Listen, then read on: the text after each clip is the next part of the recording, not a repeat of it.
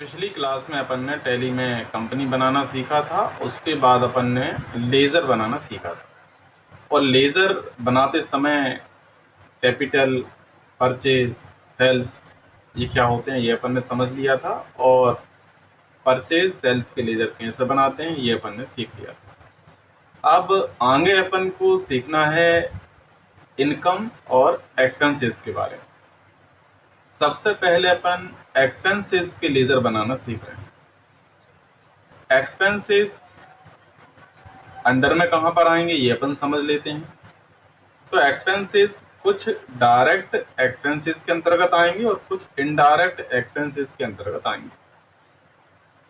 अब डायरेक्ट में कौन से आएंगे और इनडायरेक्ट में कौन से आएंगे ये अपन को समझना है।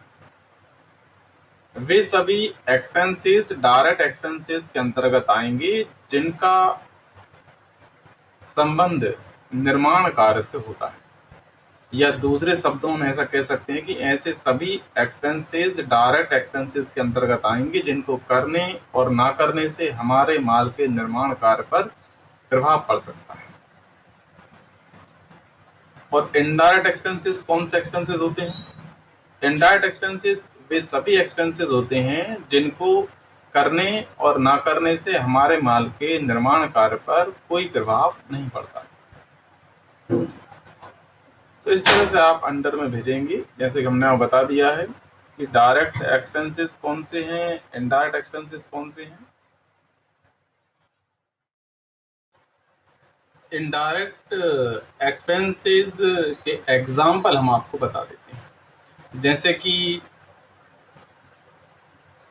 किराया दिया, पेड रेंट, कमीशन दिया, पेड कमीशन, जावक गाड़ी भाड़ा दिया, पेड कैरीज आउटवर्ड, विज्ञापन व्यय किए, पेड एडवर्टाइजमेंट एक्सपेंसेस, और इसी तरह से कुछ और ऐसे एक्सपेंसेस जिनको करने और ना करने से आपको ऐसा लगता है कि माल के निर्माण कार्य पर कोई प्रभाव नहीं पड़ेगा, वो सभी इनडायरेक्ट एक्सपेंसेस के अंतर्गत आते हैं।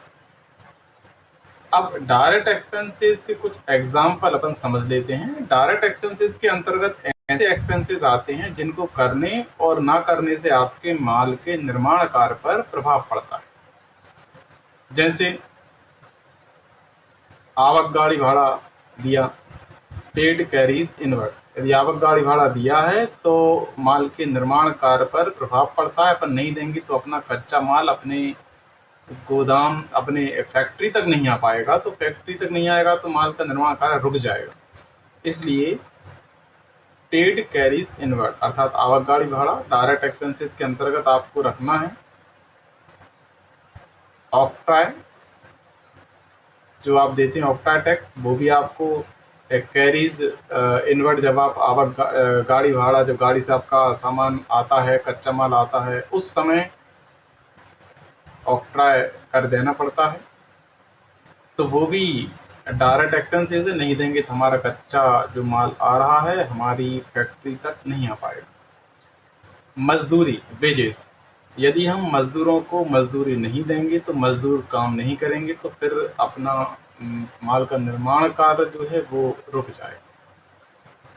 तो इस तरह से जो एक्सपेंसेस होते हैं डायरेक्ट एक्सपेंसेस कहलाते हैं। इसके अलावा फैक्ट्री के अंदर जो फ्यूल, ईंधन का यूज किया जाता है कुछ मशीनों में, वो भी डायरेक्ट एक्सपेंसेस के अंतर्गत आता है। हमने आप कुछ इनडायरेक्ट और कुछ डायरेक्ट एक्सपेंसेस के एग्जाम्पल बता दिए।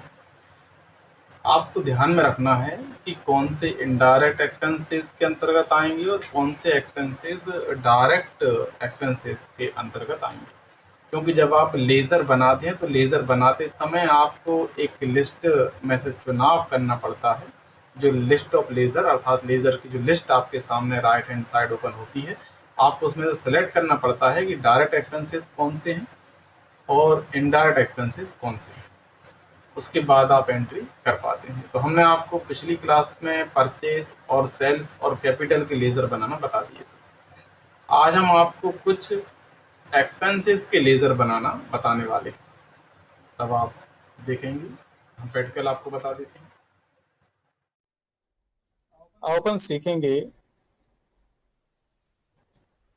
पहले कुछ डायरेक्ट एक्सपेंसेस के लेजर बनाना, फिर इनडायरेक्ट एक्सपेंसेस के लेजर बनाना अपन सीखेंगे।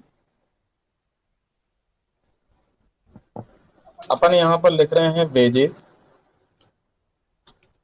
मजदूरी देने और ना देने से माल के निर्माण कार्य पर प्रभाव पड़ता है, इसलिए भेजेंगे अपन डायरेक्ट एक्सपेंसेस में।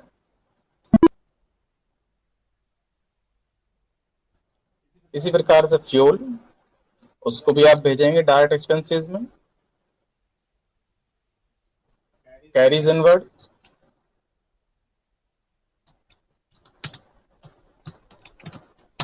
कैरीज इनवर्ड अकाउंट का अपन लेजर बनाएंगे। आवक गाड़ी भाड़ा, उससे भी अपन भेजेंगे डायरेक्ट एक्सपेंसेस में, क्योंकि यदि हम आवक गाड़ी भाड़ा नहीं देंगे तो हमारे माल का निर्माण कार्य रुक जाएगा, क्योंकि कच्चा माल जब आएगा फैक्ट्री के अंदर तभी माल का निर्माण कार्य हो पाएगा। अपन अब कुछ इनडायरेक्ट एक्सपेंसेस के लेजर बनाएंगे।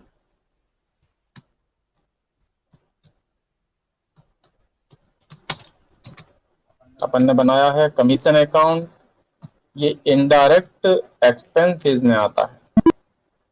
फिर अपन ने बनाया है रेंट अकाउंट, ये भी इनडायरेक्ट एक्सपेंसेस में आएगा। फिर अपन ने बनाया है कैरीज आउटवर्ड,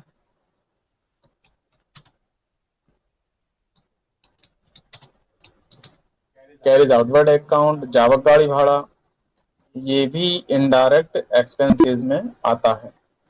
इसी प्रकार से कुछ और भी एक्सपेंसेस हैं, जैसे एडवर्टाइजमेंट एक्सपेंसेस और ऐसे एक्सपेंसेस जिनको सुनने से आपको ऐसा लगता है कि इनको करने और ना करने से माल के निर्माण कार्य पर कोई प्रभाव नहीं पड़ेगा, माल का निर्माण कार्य चलता रहेगा, वे सभी इनडायरेक्ट एक्सपेंसेस कहलाते हैं। अपन अब वाउचर एंट्री करना समझ लेते हैं। अपन एस्केप बटन द्वारा वापस आएंगे और फिर वी प्रेस करेंगे वाउचर एंट्री के लिए, और यहाँ पर अपन सारे एक्सपेंसेस की एंट्री हमेशा पेमेंट में करते हैं, लेकिन उससे पहले अपन कैपिटल की एंट्री कर लेते हैं। रिसीट में F6 अपन प्रेस करेंगे और अपन यहाँ पर एंट्री करते हैं कैपिटल। अपन जब कोई बिजनेस स्टार्ट करते हैं तो हम उसमें घर से जो रुपए लगाते हैं उसे हम कैपिटल बोलते हैं। रुपए, माल, संपत्ति कुछ भी लगाएं उससे आप कैपिटल बोलेंगे।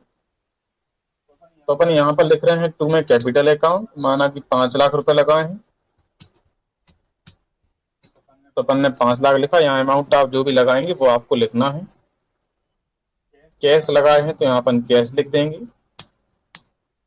नरेशन लिखेंगे being started business with cash. उसके बाद अपन कुछ परचेज करने की एंट्री कर रहे हैं, सिंपल परचेज करने की एंट्री। तो अपन इसके लिए सबसे पहले यहाँ आप देख रहे हैं राइट हैंड साइड में कुछ वाउचर दिए हुए हैं। अपन जिस तरह की एंट्री कर रहे हैं हमें यहाँ से उसी तरह के वाउचर को सिलेक्ट करना पड़ेगा। जैसे हम परचेज की एंट्री कर रहे हैं तो हमें यहाँ से परचेज वाउचर को सिलेक्ट करना पड़ेगा, या फिर शॉर्टकट की F9 प्रेस करना पड़ेगा। अब यहाँ पर इस तरह से परचेज आ जाएगा। हम पार्टी नेम में भी कैश लिख देते हैं, उधार लेंगे तो व्यक्ति का नाम लिख देंगे, और परचेज लेजर के सामने हम परचेज अकाउंट लिख देंगे। अब यहाँ पर अपन चूंकि अभी अपन ने सिर्फ सिंपल अपन एंट्री कर रहे हैं, अभी अपन ने जो आइटम नेम है अपन ने उसके लिए अपन स्टॉक आइटम, स्टॉक ग्रुप, ये सब अपन ने नहीं बनाए हैं। तो फिर अपन यहाँ पर एक ऑप्शन है अपने पास, अपन राइट हैंड साइड में जाएंगे और अपन यहाँ पर अकाउंट इनवॉइस पर क्लिक कर लेंगे इस तरह से। तो अपन यहाँ पर कैश लिखा अपन ने और यहाँ परचेज लिखा है, अपन पर्टिकुलर में परचेज लिख देंगे और इंटर प्रेस कर देंगे। माना कि 15,000 रुपए का माल परचेज किया है तो अपन यहाँ पर 15,000 रुपए लिख दिया है। नरेशन लिखेंगे being goods purchase on cash. अपन इसी तरह सेल्स की एंट्री करेंगे। अपन यहाँ पर राइट हैंड साइड में सेल्स वाउचर को सिलेक्ट कर लेते हैं। फिर अपन यहाँ पर एंट्री कर रहे हैं और सेल्स लेजर अपन लिखेंगे सेल्स।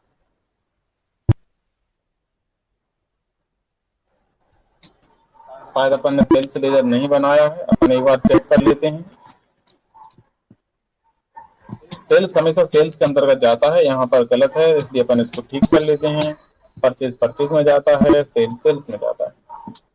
अपन अब यहाँ पर देखेंगे पार्टी नेम में कैश और सेल्स के सामने हम यहाँ पर सेल्स लिख रहे हैं और यहाँ पर्टिकुलर में लिखेंगे सेल्स अकाउंट।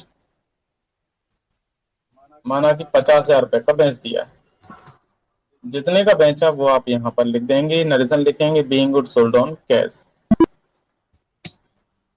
इस तरह अपन ने आज परचेज सेल्स की एंट्री करना सीखा है, बाकी एंट्री अपन करना अगली क्लास में सीखेंगे। गुड इवनिंग सभी के लिए।